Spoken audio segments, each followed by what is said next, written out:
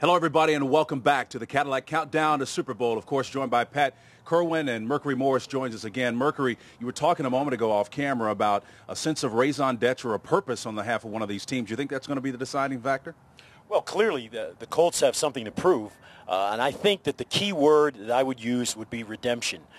Everybody had an expectation last year of what the Colts were going to do. When they went 13-0, I remember when they were 9-0, people were asking me, did they think they were going to go undefeated? They didn't even make it to the Super Bowl last year when everybody picked them to do that. Now they're out in front again with the same circumstance, with the exception they are here now only to play one game, to redeem themselves in one time. Not 17 wins or 18 wins, one win. You play all that season just to get down to this game. It's not about going undefeated, and I'm sure that they couldn't have done that because we're the only ones who do that. But still, that redeeming factor for the Colts and for Peyton Manning is something that they're going to have to come to grips with, the idea that the Bears are here simply because they won enough to get here. The Colts are here because they could have been here last year, but they weren't. So now they have to show everybody that they're going to redeem themselves by being here and winning that game on Sunday. Pat, your take on that? I don't mean to put words in your mouth. No, but I hear what Mercury's saying. There's passion. There's a purpose. Not that both teams don't have a reason, excited to be here, but I'm with you on Peyton and what Peyton's going to do with his teammates. What I saw yesterday, though, I'd love to bounce off you. I saw a Bear team that was relaxed and having a good time at the PR day, but I saw a Colt team that was more about a mission. They don't want people coming to watch them practice. Ooh. When you said that, you took me back to Super Bowl VI, when we were walking around in New Orleans going, gee, we're in the Super Bowl. Let's go down to the streets down there. Let's go down to all the places where all the bars are. And the Cowboys are frothing at the mouth because they lost in Super Bowl V. So they came with an intent and purpose. I'm feeling it. And they put us out Hair there. standing up on the back of his I'm telling neck. you, they put a clinic on us. For the 5-yard line, Mercury Morris. Again, guys, let me play the role of the devil's advocate, though. How much of that really matters little once you put on the pads and you smack somebody in the mouth? Well, does that matter? It does matter because you're gonna call on that a few times during the game. When this game takes a turn one way or the other, you're gonna call on why you're there. Dick Vermeil made a very strong comment to me the other day. He goes, the first quarter is so packed with emotion. One team will harness that energy, and the other team will lose control of themselves over that energy. Or somebody will come out with the game plan that they prepared on Tuesday, Wednesday, and Thursday, and then execute that game plan like a test to see. Sure you think it's the Colts. Please, come on. Look at what they did the last game they played. You think anything's going to be any different? Well, guys, I think, let me go on record and say I think Indianapolis is going to win. I believe in that sense of purpose that's there. But one of the keys to the game, we haven't talked a great deal about it, is the run game. When you look at Indianapolis, many teams abandon the run against this particular ball club that hemorrhage yardage in the regular go. Since Chicago's not going to do that. No, but you know what? The perception is Chicago runs the ball, and handles the game with their running backs, and that the Colts are about Peyton Manning.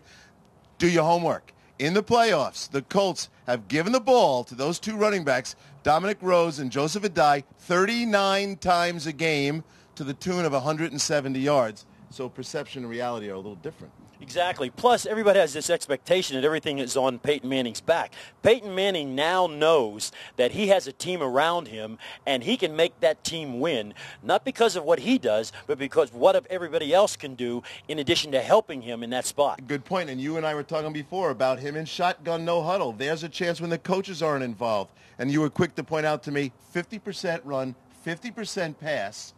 That's Peyton Manning's decision. He's not looking to throw the ball if you give him a run read. Exactly. Fair enough, guys. He's looking to run. Fair enough. We will strap it up and decide on Sunday to be sure. Here now, Jim DeFeedy with a look at the players who came in, some of them wide-eyed and bushy-tailed, others more focused. Right now, Jim DeFeedy from our CBS affiliate.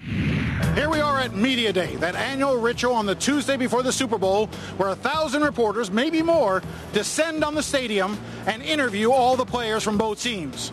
Nobody asked an original question. There's nothing really to find out, and certainly I don't know what the hell I'm talking about. But I've got me a secret weapon. I'm here with Tyler Reed, offensive lineman for the Chicago Bears. I don't normally cover sports, so I don't have a lot of really good questions to ask. Right. I was just wondering, would you like to play Rock'em Sock'em Robots with me? I got the Rock'em Sock'em Robots game. That'd be awesome. Right. That'd be awesome. I'm warning, I'm pretty good, though. Ready? Go. Rookies! Rookies! Press that at 3. All right, best out of 3. Ready? 1, 2, wait, you got your head down? Yeah, head down. All right. 1, 2, 3. Go. Oh! This is great. Now we're here with Mark LaVore, another offensive lineman for the Chicago Bears. I was wondering, would you play Rock'em Sock'em Robots with me? Yeah, sure. Just got to get in there. All right, 2 out of 3. Right. Ready? Go. Oh, a right hand. Would you play Rock'em Sock'em Robots with me? Look over there. You know what? I'm not really a rock'em sock'em type of guy. John Gilmore. A little bit scared to play me in Rock'em Sock'em. My reputation's starting to get around. Now we're here with Dave Sinclair from the Chicago Bears. Dave, what position are you? John Sinclair. I really don't know what I'm doing. Any chance you'd like to play Rock'em Sock'em Robots? Yeah, I like that commercial, man. That's one of my favorite commercials, man. When he beats up the Dodge. 1, 2, 3, go ahead.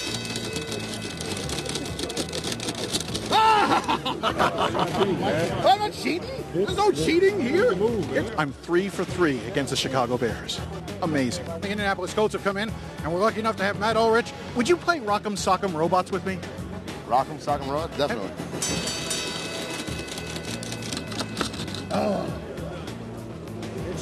All right. Ready? One more. Let's see. We got to find out. I think the blue guy's kind of rigged.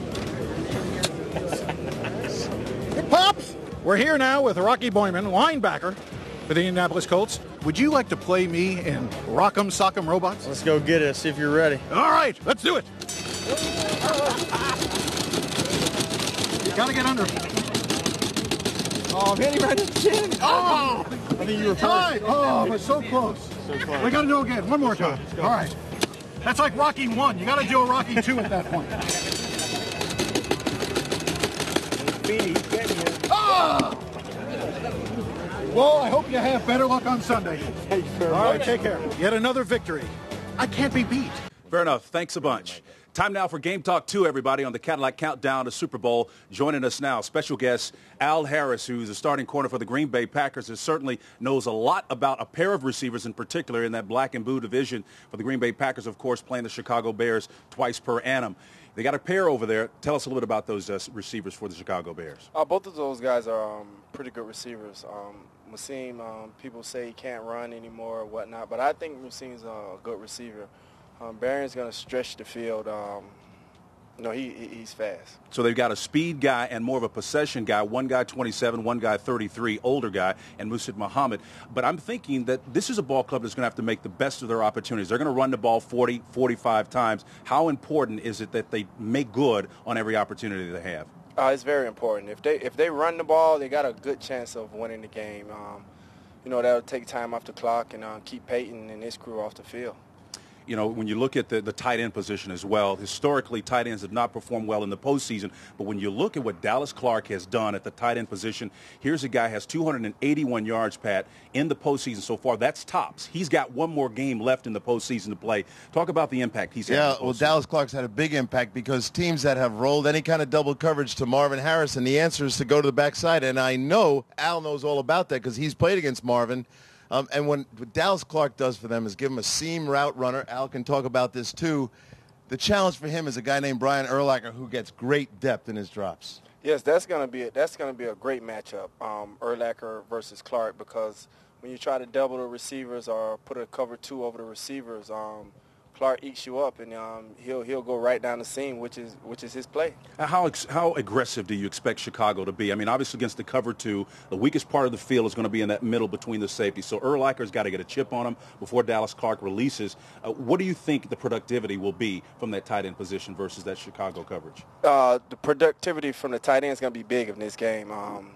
They're going to have to get work out of the tight end because, like I said, when you put people over the top of the receivers, the safeties, then your tight end's got to work. And he's going to be a big factor in the Colts. And when they start helping against Dallas Clark, which they will with the safety, watch Reggie Wayne on the deep out stuff. And you've played against Marvin Harrison. I know you've lined up, and I bet there's some man coverage calls for you against old Marvin. Yeah. Well, if anybody's ever seen me play. Is that a good idea? The Bears play man against him? I don't think it's a good idea for the Bears to do it because they don't do it much. I think they should stick with what they do well and just pretty much play their cover 2, send guys here and send guys there to try to mix Peyton up. But I don't think they should, veer away from their playbook. As we go inside the game a little bit, I think, Pat, that's a great point, because what Indianapolis likes to do, what I've seen on film, they'll spread you out and actually run from those formations. They've got a couple of outstanding running backs that have been highly productive when they've got teams in those third and long situations. Well, they don't have a real fullback on the team, and their tight end, Ben Utek, is not a real power blocker, and Dallas is more of a wide receiver. I'd say your team would treat Dallas as a wide receiver, not a tight end, so it's a finesse running game. What you really want to do is get Brian Urlacher to think it's pass and turn and then run some draw principles behind that up inside. Yes, you're exactly right. Draws and screen will be big against the Bears. All right, then, we're talking about Dallas Clark and the impact that he's going to have, folks, and there's going to be a lot of sound and fury down on the football field. We shall see how much of it is sound and how much of it is fury. Speaking of sound right now, we go now to Rex Grossman in our special segment. It's just interesting that I'm answering the same questions. You guys don't do any research? I mean, but, it's been fun, though. I mean, this Super Bowl week is something that I'll remember. I mean, this little morning press conference I'll remember for the rest of my life. Even how boring it is, it's still I'm going to remember it for the rest of my life. I can't even explain it. I got asked some of the most off-the-wall questions yesterday, like, which is my favorite horse? Barbaro, I think Mr. Ed, or Pokey, the horse from Gumby. That might have been the craziest question I got asked yesterday. And by the way, I picked Pokey from Gumby. No, I was not always this way. And a matter of fact, a lot of my high school buddies and junior high buddies remember a completely different person. I was very competitive. I have a 14-year-old son, Eric, right now that's just like I was at that age.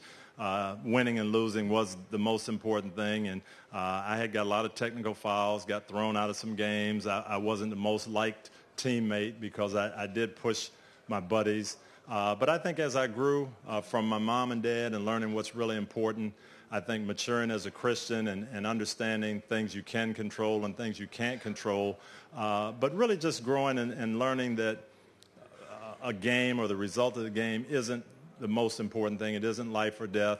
It's our job. But there are a lot more things that make a difference in this universe than who wins the Super Bowl. So just a lot of things, but I think more my training from my mom and dad than anything. Oh, you got to love that net sound. Love it from those guys, huh? The one that played the game.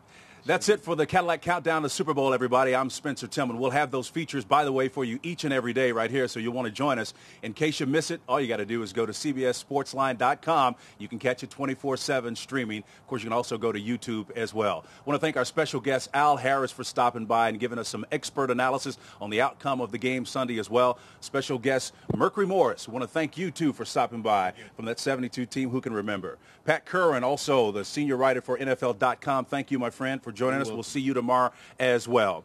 Thanks a lot, everybody. Again, from sun-drenched Miami, Florida, I'm Spencer Tillman. We'll see you tomorrow.